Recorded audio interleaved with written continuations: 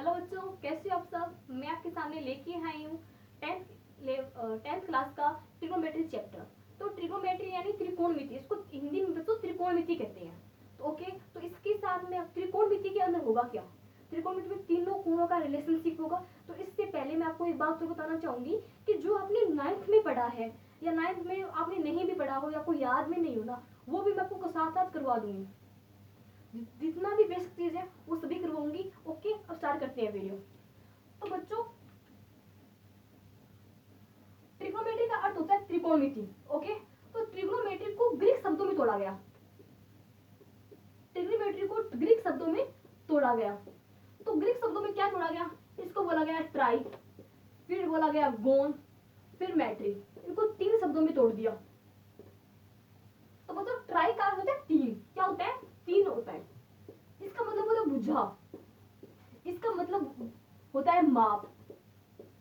तो इन तीनों को मिलाकर क्या बना, तीनों भुजाओं का माप। तीनों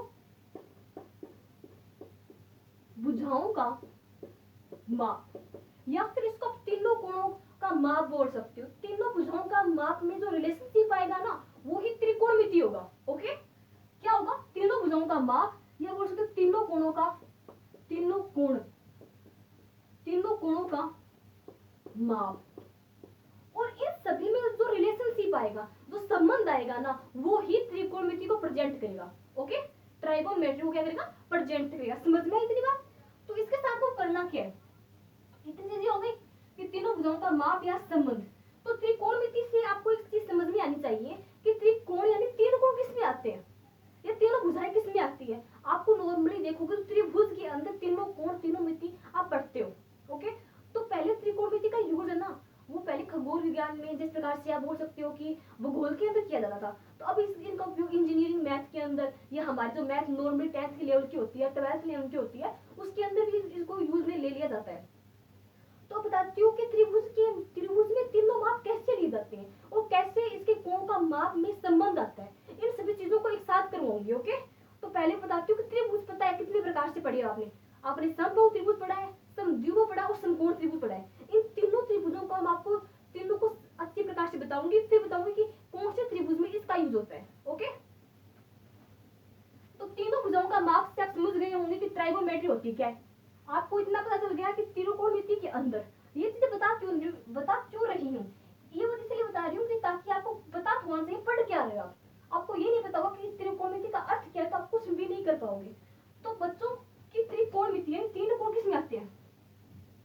समबाहु त्रिभुज में, समबाहु त्रिभुज, समद्विबाहु त्रिभुज।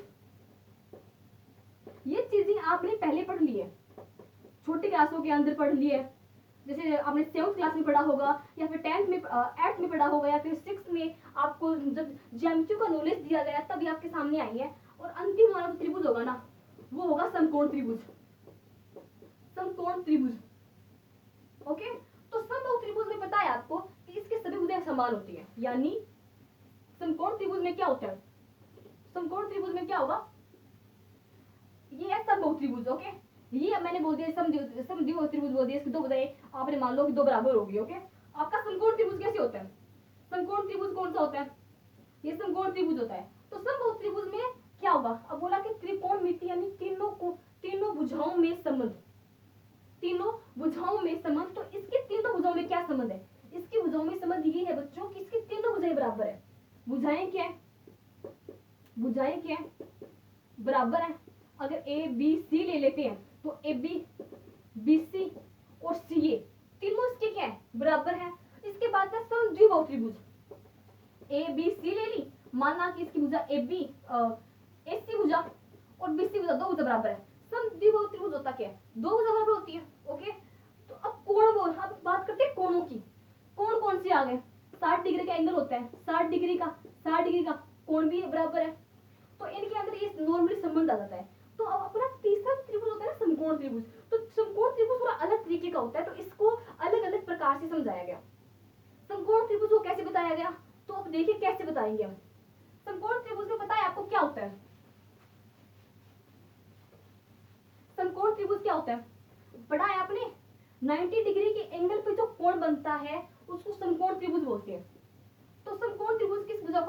मान लिया या आपने बी मान लिया या आपने सी मान लिया। ओके, तो समकोण त्रिभुज होगा क्या, कैसे होगा, किसने समझाया? तो सबसे पहले आप बात करें तो पाइथागोरस ने समकोण त्रिभुज को बताया कि कैसे समकोण त्रिभुज बनता है। ओके, कि कैसे समकोण त्रिभुज बनेगा, इन सभी भुजाओं के संबंध के बारे में पाइथागोरस ने एक प्रमेय दी, जिसको हम पाइथागोरस प्रमेय के नाम से पढ़ते हैं, जो आपने पहले पढ़ चुकी है। अभी बता रही हूँ कैसे दी, क्यों दी, किस प्रकार दी, इन सभी बातों का आपको बताऊंगी भी। पाइथागोरस ने कौन सी प्रमेय दी? पाइथागोरस ने एक प्रमेय दी। पाइथागोरस एक साइंटिस्ट थे, उन्होंने प्रमेय दी। क्या दी? उन्होंने लिखा कि कर्ण स्क्वायर बराबर क्या होता है, लंब स्क्वायर प्लस में आधार स्क्वायर होता है। क्या होता है? आधार स्क्वायर। कर्ण स्क्वायर बराबर लंब स्क्वायर प्लस में आधार स्क्वायर। तो इन्होंने तीनों भुजाओं में संबंध क्या दिया? तीनों भुजाओं में क्या संबंध दिया कि कर्ण भुजा होगी ना, वो लंब और आधार के योग के बराबर होगी। तो नॉर्मली पता है कर्ण क्या होता है, लंब पता है, आधार भी पता होगा, नहीं पता है तो फिर भी बताने वाली हूँ कि क्या होगा। कर्ण कौन सी भुजा होती है? तो बच्चों कर्ण इसको बोलते हैं, ये होती है कर्ण, ये होती है लंब और ये होती है आधार। ओके, तो नॉर्मल बात है, भूल कर पढ़ लिया भाई, कर्ण ये होता है, आधार ही होता है, पर पता ही नहीं चलता कौन सी कर्ण है, कौन सा लंब और कौन सा आधार है। तो इसके लिए आपको एक बात बोलूं, ये कोई भी ये लॉजिक नहीं है, ये मैंने आपको समझाने के लिए बोला है। जिस प्रकार से पांडव थे, कितने थे? 5 थे। एक पांडव और था ना, कर्ण। कर्ण देखा जाए तो वैसे 500 पांडवों में सबसे बड़ा था। वैसे 5 भाई होते हैं, लेकिन कुंती का एक पुत्र और था जिसे कर्ण बोलते हैं, तो कर्ण सबसे बड़ा था। तो उसी प्रकार जो कर्ण भुजा है ना, वो सबसे बड़ी भुजा होगी। ओके, आधार भुजा धरातल से जोड़ सकते हो, तो धरातल से जुड़ी होती है, इसको आधार बोल दिया। तीसरा आता है हमारे पास लंब। तो नॉर्मली मैं आपको बोल दूं कि लंब के बारे में पता नहीं चले तो कैसे पता लगाओगे, या कैसे समझाओगे, या कैसे समझ में आएगा, वो बता रही हूँ। जैसे लंब आ गया, तो लंब के बारे में मैंने बोल दिया कि आप है ना एबी पर बीसी पर एबी के द्वारा सीडी पर लंब खींचो। तो क्या करोगे, ऐसे एबी खींचोगे और इस प्रकार से लंब घेर दोगे, खींच दी। तो ये भुजा, जो ये भुजा है ना, ये क्या बना रही है, ये लंब को दर्शा रही है, यानी लंब के साथ बन रही है। तो इस भुजा को क्या बोलेंगे हम? लंब बोलेंगे। ओके, इस बात को समझिए आप कि लंब कौन सा होता है और ये कौन सी होती है। पाइथागोरस, ये लंब हो गया, समझ में आया? लंब कर्ण आधार, ये रिलेशनशिप इतना ही खत्म नहीं होता, यहाँ से तो कहानी शुरू हुई है। मैंने बोला आपको मैं माइनस से प्लस क्यों ले जाऊंगी, कैसे कि माइनस, जीरो और प्लस क्यों लिखा है मैंने ये? मैंने बोला कि आपको माइनस से प्लस क्यों ले जा रही हूँ, मतलब कि अगर ये है माइनस का नॉलेज, ये एकदम मतलब माइनस से है, जीरो पे कौन सा रिलेशन, इसके बाद में बताऊंगी आपको रिलेशनशिप क्या होता है, इन तीनों भुजाओं के अंदर संबंध क्या होता है।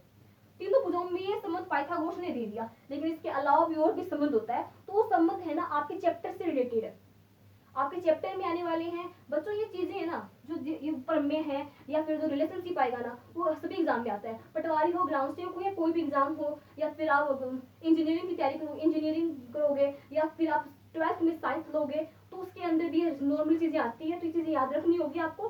तो शुरू करते हैं दोबारा कि इन सभी का रिलेशनशिप कैसे दर्शाएंगे। तो बच्चों क्या होता है, तो बच्चों हमें इस प्रकार से 6 रिलेशन दिए होते हैं। तो पहला रिलेशन होता है साइन थीटा का, 2 नंबर होता है कोस थीटा, 3 नंबर होता है टेन थीटा और कोस थीटा, सेक थीटा और कोसेक थीटा। ओके, तो आपको एक नॉर्मल सा एग्जांपल देती हूँ। नॉर्मल सा एग्जांपल कैसे? नॉर्मल सा एग्जांपल ये है बच्चों कि जिस प्रकार से आपके रिलेशन में भी पापा मम्मी है, वो एग्जांपल बोलो आपके पापा और मम्मी दोनों है, तो इनके साथ में कौन कौन है? अगर आपका बुआ का लड़का है, तो बुआ के लड़के क्या लगे, ये मामा लगे, मामा का रिलेशन हो गया। और आपके मौसी के क्या लगेंगे, मौसा जी लगेंगे, मौसी के लड़के के। तो ये अलग अलग रिलेशन नहीं हो गया, जैसे मौसा हो गया, मामा हो गया, किसी के मौसा लगे हुए हैं, किसी के मामा लगे हुए हैं, या फिर किसी के फूफा जी भी लगेंगे। तो आपके मम्मी पापा का इतना रिलेशन होता है ना, संबंध क्या होता है, मैं संबंध को दर्शा रही हूँ। संबंध क्या होता है, संबंध जिस प्रकार से हमारे रिश्तों में संबंध होता है ना, उसी प्रकार इन भुजाओं का भी संबंध दिया गया है। ये तीनों आपसे संबंधित है, इसके साथ साथ अन्य भी संबंध, इनका इतने प्रकार से संबंध है, इनके इन भुजाओं का संबंध इस प्रकार से भी दर्शाया जाता है। ओके, इसका संबंध तो sine theta, cos theta, tan theta, cot और सेक कोसेक, तो इन संबंधों के द्वारा इन संबंधों को दर्शाया जाता है। ओके, तो इन भुजाओं के संबंधों को कैसे दर्शाएंगे? जिस प्रकार से आपके रिलेशनशिप में आप किसी के चाचा लगते होंगे, किसी के भाई लगेंगे, किसी के देवर लगेंगे, उसी प्रकार इन भुजाओं का रिलेशन भी इन साइन कोस टेन के साथ ऐसा ही होता है।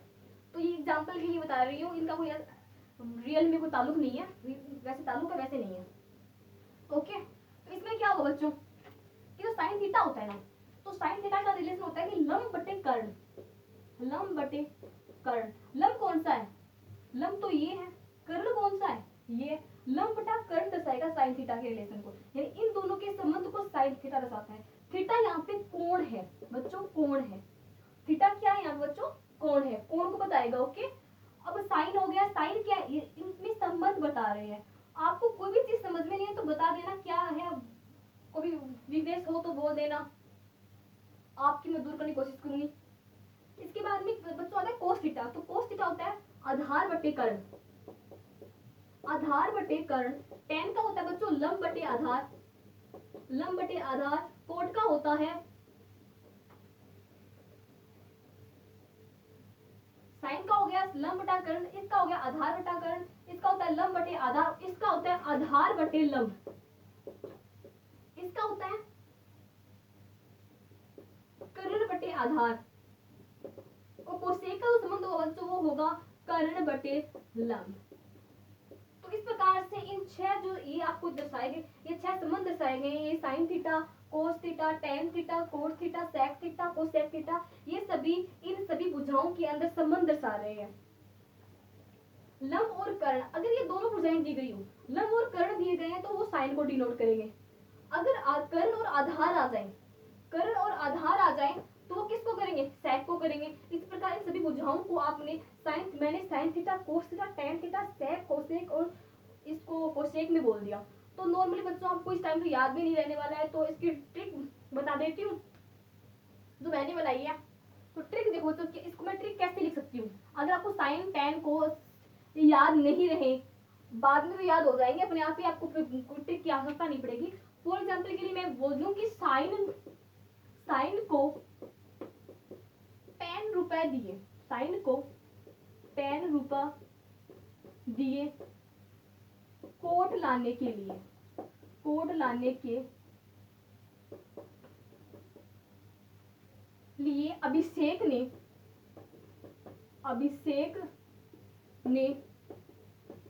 उससे कोस लिए। तो ये ट्रिक है बच्चों। साइन का मतलब हो गया साइन थीटा, कोस का हो गया कोस थीटा, इसका हो गया टेन थीटा बच्चों, इसका हो गया कोट थीटा। ये सेक है ना, इसका हो गया सेक थीटा, बचा कौन? Cosec theta. तो इस प्रकार से आपको इसको याद रख सकते हो normally. Sine theta, cos theta, tan theta, cot, sec और कोसेक, ये आदि। इस वीडियो के अंदर हम इतना ही करेंगे। आपको मैंने बताया त्रिकोणमिति, बताया त्रिकोणमिति के अंदर 6 रिलेशन बताए, पाइथागोरस प्रमेय को बताया, समबाहु त्रिभुज, समद्विबाहु त्रिभुज, इन सभी में रिलेशनशिप बताया। और thank you so much video को देखने के लिए। Like and comment, thank you so much.